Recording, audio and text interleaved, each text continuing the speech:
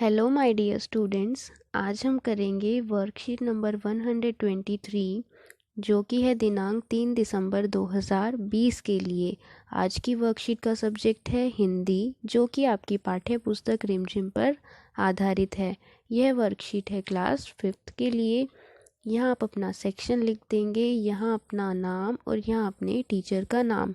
यह वर्कशीट है आपकी पुस्तक में दिए गए पाठ वे दिन भी क्या दिन थे के बारे में। वर्कशीट शुरू करने से पहले हम वर्कशीट में यहाँ दी गई इस जानकारी को पढ़ लेते हैं। क्या आप जानते हैं, हर साल 3 दिसंबर को दुनिया भर में अंतर्राष्ट्रीय दिव्यांगजन दिवस मनाया जाता है। यह दिन दिव्यांगजनों के प्रति लोगों के दृष्टिकोण में बदलाव लाने के साथ ही दिव्यांगजनों को उनके अधिकारों के प्रति जागरूक करने, उन्हें आत्मसम्मान व समान अधिकार दिलाने के उद्देश्य के साथ मनाया जाता है। तो 3 दिसंबर को हम मनाते हैं international day of people with disabilities. बच्चों, यह क्यों मनाया जाता है? यह उन लोगों के लिए मनाया जाता है जो शारीरिक रूप से जिनके शरीर का कोई अंग समान रूप से काम नहीं करता। जैसे आप पिक्चर में देख सकते हैं, इस लड़की के पैरों में दिक्कत है, ये चल नहीं सकती। तो बच्चों, इन्हीं लोगों के लिए ये दिन मनाया जाता है और इस दिन से हमें यह सीखने को मिलता है कि हमें किसी के साथ भेदभाव नहीं करना चाहिए। हमें इन लोगों को भी उतना ही सक्षम मानना चाहिए जितना कि हम हैं। ये भी अपनी मंजिल पाने के लिए सब कुछ कर सकते हैं। आप जानते हैं, अगर हम किसी चीज़ को पाने के लिए, अपने लक्ष्य को पाने के लिए दृढ़ निश्चय कर लेते हैं तो हम उसे ज़रूर पा लेते हैं। और इस दिवस से इन लोगों को अपने अधिकारों के बारे में जागरूक किया जाता है। तो बच्चों, आप याद रखेंगे, 3 दिसंबर को हम मनाते हैं international day of people with disabilities. अब हम करेंगे अपनी वर्कशीट और पहले हम अपनी पुस्तक में दिए गए पाठ को भी एक बार रीड करेंगे। ये है चैप्टर जो आपकी बुक में दिया गया है, वे दिन भी क्या दिन। तो बच्चों, हम एक वर्कशीट कर चुके हैं जो इसी चैप्टर के बारे में थी। मुझे उम्मीद है आपने चैप्टर को रीड किया होगा। तो ये चैप्टर है एक लड़की कुम्मी के बारे में, जो अपनी डायरी लिखती है। अपने जीवन में होने वाली बातों को वो अपनी डायरी में लिख लेती है। तो इस पार्ट में भी उसकी डायरी में लिखी गई एक घटना के बारे में बताया गया है। यह डायरी है सन 2155 की, मतलब आज से लगभग 135 साल बाद की। तो चलो देखते हैं कुम्मी ने अपनी डायरी में क्या लिखा। घटना महत्वपूर्ण थी, वरना कुम्मी अपनी डायरी में उसे क्यों लिखती। अपनी डायरी में उसने 17 मई सन 2155 की रात को लिखा, आज रोहित को सचमुच की एक पुस्तक मिली है। तो कुम्मी ने लिखा कि जो रोहित है उसे एक सचमुच की पुस्तक मिली है। वह पुस्तक बहुत पुरानी थी।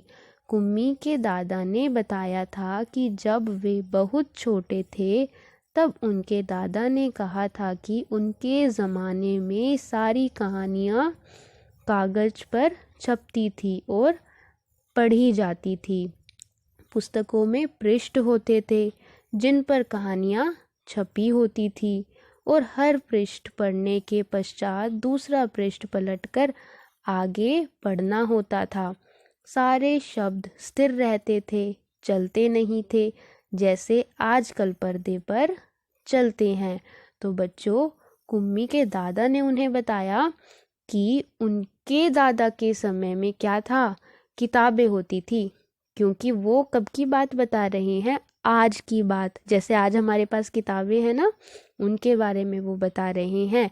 और जो कुम्मी है वो कब की बातें लिख रही है, 2155 की।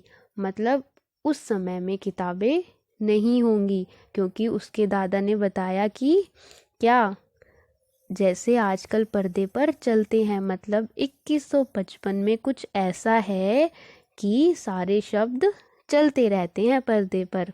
अब आगे पढ़ते हैं। रोहित ने कहा था, कितनी पुस्तकें बेकार जाती होंगी, एक बार पढ़ी और फिर बेकार हो गई। अब तो हमारे टेलीविज़न के पर्दे पर न जाने कितनी पुस्तकों की सामग्री आ जाती है और फिर भी यह पुस्तक नई की नई रहती है। तो रोहित 2155 की बात बता रहा है कि उस समय में कैसे पढ़ रहे हैं वो लोग। टेलीविज़न के पर्दे पर न जाने कितनी पुस्तकों की सामग्री आ जाती है, मतलब 2155 में उनके पास ऐसी किताबें नहीं हैं जैसी आज हमारे पास हैं। कुम्मी ने भी रोहित की हाँ में हाँ मिलाई। फिर पूछा, तुम्हें वह पुस्तक कहाँ मिली? रोहित ने बताया, अपने घर में एक पुराना डिब्बा कहीं दबा पड़ा था, उसी को फेंक रहे थे कि उसमें से यह पुस्तक मिली। इसमें क्या लिखा है? स्कूलों के बारे में लिखा है। रोहित ने बताया कि स्कूलों के बारे में लिखा है। स्कूल? कुम्मी ने प्रश्न किया। उसके विषय में लिखने को है ही क्या? हर विद्यार्थी के घर पर एक मशीन होती है जिसमें टेलीविज़न की तरह का एक पर्दा होता है। रोज़ नियमित रूप उसके सामने, मतलब अब कुम्मी बता रही है कि उनके समय में 2155 में किस तरह का पढ़ाई का माहौल है, किस तरह से वो पढ़ते हैं। वो बता रही है कि एक मशीन होती है जिसमें वो पढ़ते हैं। रोज़ नियमित रूप उसके सामने बैठकर हमें वह सब याद करना होता है जो वह मशीन हमें बताती है। सारा गृह कार्य करके दूसरे दिन उसी मशीन में डाल देना होता है। हमारी गलतियां बताकर फिर वह हमें समझाती है। एक विषय पूरा होने पर वही मशीन हमारी परीक्षा लेकर हमें आगे पढ़ाना आरंभ कर देती है।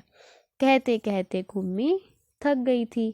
अंत में बोली, कितना उबाऊ होता है यह सारा स्कूल का काम। तो कुम्मी को इस तरह से पढ़ना कैसा लगता है? बोरिंग लगता है। रोहित मुस्कुराते हुए उसकी बातें सुन रहा था। अरे बुद्धू, जैसे स्कूल का वर्णन इस पुस्तक में है वह इससे भिन्न होता था।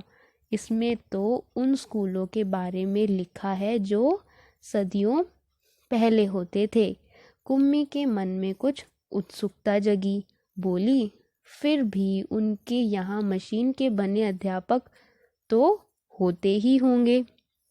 कुम्मी को याद आया कि एक बार जब उससे भूगोल में रोज़ वही गलतियाँ होने लगी थी तो उसकी माँ ने मोहल्ले के अध्यक्ष को बताया था।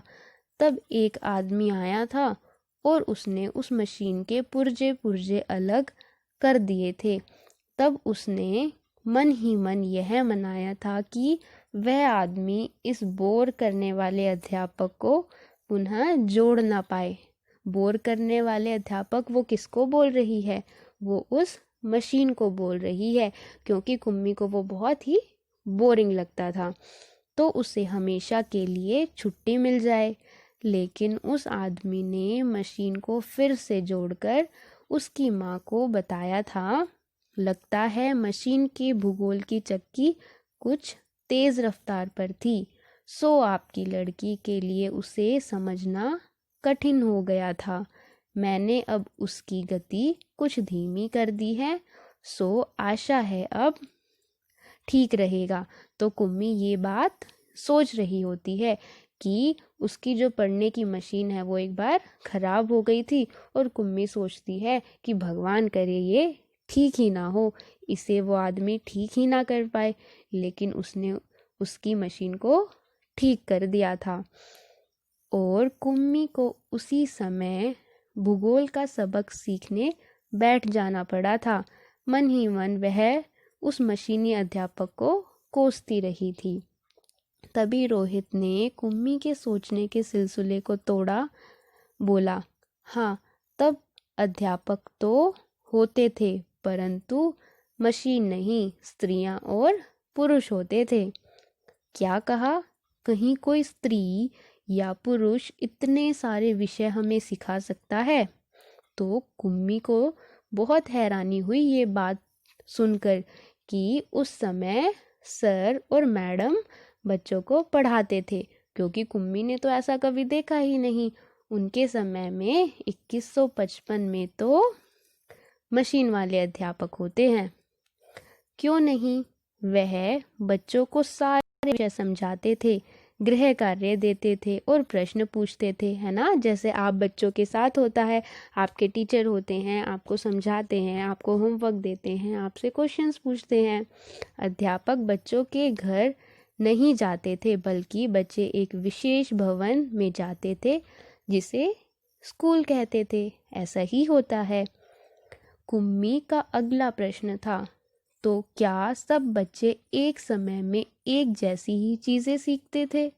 हाँ, एक आयु के बच्चे एक साथ बैठते थे, है ना बच्चों। जैसे आप लोग अपनी क्लास में बैठते हैं, अलग अलग classes, first class, second class, इसी तरह रोहित उसे बता रहा है। लेकिन माँ कहती है कि मशीनी अध्यापक हर बच्चे की समझ के अनुसार पढ़ाता है। फिर पुराने ज़माने में यह कैसे संभव होता था? तब वे लोग इस प्रकार नहीं करते थे। रहने दो, तुम्हारी इच्छा नहीं है तो मैं वह पुस्तक तुम्हें नहीं दूंगा। कुम्मी झट बोली, नहीं नहीं, मैं उसे पढ़ना चाहूँगी कि तब स्कूल कैसे होते थे, कितनी अजीब अजीब बातें जानने को मिलेंगी। इतने में अंदर से माँ की आवाज़ सुनकर कुम्मी बोली, लगता है सबक का समय हो गया है। रोहित भी उठा और अपने घर की ओर चला गया। कुम्मी अपने घर की ओर चली गई। अंदर मशीन आगे का सबक देने को तैयार थी। मशीन से आवाज़ आनी आरंभ हो गई। सबसे पहले आज तुम्हें गणित सीखना है। कल का होमवर्क छेद में डालो। कुम्मी ने वैसा ही किया। वह सोच रही थी कि कितने अच्छे होते होंगे वे पुराने स्कूल, जहाँ एक ही आयु के सारे बच्चे हंसते खेलते कूदते स्कूल जाते होंगे और पढ़ाने वाले पुरुष और स्त्रियां होते होंगे। इतने में मशीन से स्वर आना आरंभ हो गया था और पर्दे पर चलते हुए अक्षर एवं अंक आने शुरू हो गए थे। और कुम्मी सोच रही थी कि तब स्कूल जाने में कितना आनंद आता होगा, कितने खुश रहते होंगे सारे बच्चे। तो कुम्मी को अपना वो मशीन वाला टीचर बिल्कुल पसंद नहीं था। उसको क्या अच्छा लग रहा था जो उसने उस पुस्तक में पहले के स्कूलों के बारे में पढ़ा कि सब बच्चे मिलकर स्कूल जाते होंगे, वहाँ मिलकर पढ़ते होंगे, खेलते भी होंगे, मस्ती भी करते होंगे। तो बच्चों, ये था आपका पाठ जिसमें हमने कुम्मी की डायरी में लिखी गई इस एक घटना को पढ़ा। अब हम चलेंगे आगे और अपनी वर्कशीट को करेंगे। बच्चों, क्या आप भी अपने स्कूल को याद कर रहे हैं? आपको ऑनलाइन पढ़ाई में मज़ा आ रहा है या पुराने समय की तरह स्कूल आकर पढ़ने में मज़ा आता था? इसी पर आधारित पाठ वे दिन भी क्या दिन थे कि दी गई कुछ पंक्तियों को पढ़िए और दिए गए प्रश्नों के उत्तर अपनी कॉपी में लिखिए। तो आप क्या करेंगे, ये कुछ पंक्तियाँ दी गई हैं, इन्हें पढ़ेंगे और इसी पर आधारित ये 3 प्रश्न करेंगे। तो हम पढ़ते हैं कि क्या क्या पंक्तियाँ दी गई हैं आपकी पुस्तक से। स्कूल के बारे में जानकर कुम्मी सन 2155 और पुस्तक में बताए समय की तुलना करने लगी। वह यह जानकर बहुत हैरान हुई कि पहले सभी बच्चे एक विशेष भवन में जाकर पढ़ते थे। उस भवन को स्कूल कहा जाता था। उन्हें सभी विषय अध्यापकों, स्त्री या पुरुष के द्वारा पढ़ाए जाते थे। स्कूल में अध्यापक पढ़ाते थे, प्रश्न पूछते थे और गृह कार्य भी देते थे। तो आपका पहला प्रश्न है, चित्र में कुम्मी किस उपकरण की सहायता से पढ़ रही है? तो आप ये पिक्चर देखो और बताओ कि ये कुम्मी किस उपकरण से पढ़ रही है। ये है एक कंप्यूटर जिसकी टेलीविज़न की जैसे स्क्रीन है। तो आप इसका उत्तर लिख देंगे, चित्र में कुम्मी कंप्यूटर की मदद से पढ़ रही है। नेक्स्ट क्वेश्चन, कुम्मी क्यों हैरान हुई थी? कुम्मी यह जानकर हैरान हुई थी कि पहले सभी बच्चे एक विशेष भवन में जाकर पढ़ते थे। हमने ये लाइन यहाँ पर पढ़ी अभी, जाकर पढ़ते थे। उस भवन को स्कूल कहा जाता था। ये लाइन भी आप लिख सकते हैं साथ में। नेक्स्ट क्वेश्चन, नीचे दिए गए वाक्य में रेखांकित शब्द किस काल को बता रहे हैं? तो बच्चों, हमने काल के बारे में पिछली वर्कशीट में पढ़ा था। भूतकाल, वर्तमान काल और भविष्यत काल। भूतकाल होता है जो बीते गए समय के बारे में बताए, वर्तमान काल जो अभी चल रहा है, और भविष्यत काल होने वाला, जो चीज़ अभी आगे भविष्य में होने वाली है उसके बारे में बताए, आने वाले कल के बारे में। तो ये वाक्य पढ़ो, रोहित को मिली उस पुस्तक में स्कूल के बारे में लिखा था। तो लिखा था, इससे हमें क्या पता लग रहा है कि ये भूतकाल की बात है, बीते हुए समय की बात है। तो उत्तर आ जाएगा भूतकाल। ये हो गए आपके तीनों प्रश्न। अब चलेंगे नेक्स्ट क्वेश्चन पर। क्वेश्चन नंबर 4, ये है आपका क्वेश्चन नंबर 4। क्या आप दिए गए चित्र पहचान कर उनका नाम और उपयोग बता सकते हैं? ये तस्वीर आप देखेंगे, यहाँ इनका नाम लिखेंगे और यहाँ लिखेंगे कि इसका क्या उपयोग है, क्या इस्तेमाल है। इसी तरह आप इन दोनों चित्रों को देखेंगे, यहाँ नाम लिखेंगे दोनों का और यहाँ इनका उपयोग लिखेंगे। तो ये क्वेश्चन देखते हैं। ये है लैपटॉप। पढ़ाई करने में, दोस्तों से जुड़े रहने में, खेलने में इसका उपयोग होता है। इसके अलावा भी बहुत सारे इस्तेमाल हैं लैपटॉप के, आप उनमें से लिख सकते हैं। ये है पोस्ट कार्ड। एक जगह से दूसरी जगह अपना संदेश पहुंचाने में इसका उपयोग होता है। इस पर पहले पुराने समय में यहाँ पर अपना संदेश लिखा जाता था। अब तो इसका इस्तेमाल नहीं होता, क्योंकि आज के टाइम में तो हमारे पास कितनी सारी चीज़ें हैं, मोबाइल फ़ोन है, लैपटॉप है, एक दूसरे से जुड़े रहने के लिए। नेक्स्ट, ये है टेलीविज़न। देश दुनिया की खबर जानने में, मनोरंजन के लिए टेलीविज़न का उपयोग होता है, पढ़ाई के लिए भी होता है। नेक्स्ट, ये है अखबार। देश दुनिया की खबरें जानने में इसका उपयोग होता है।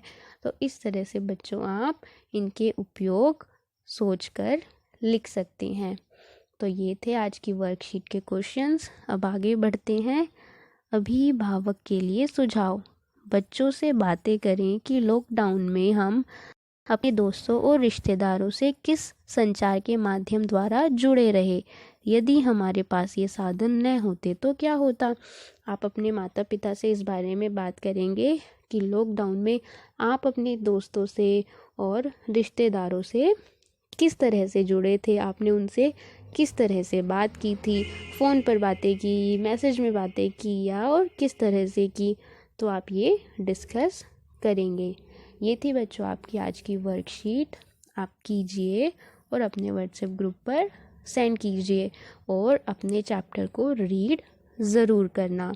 तो थैंक यू बच्चों, have a nice day and take care.